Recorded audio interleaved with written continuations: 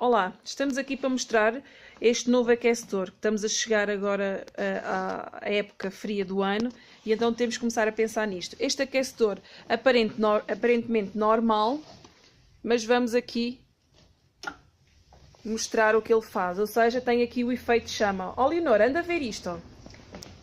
O que é isto, mamãe?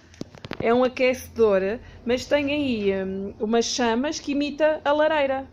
Ou seja, é decorativo. Não é fogo? Não, é decorativo e é aquecedor ao mesmo tempo. Podem ter a função a aquecer com o efeito visual ou então sem aquecer, só mesmo para estarem assim a ver a lareira. Que calor!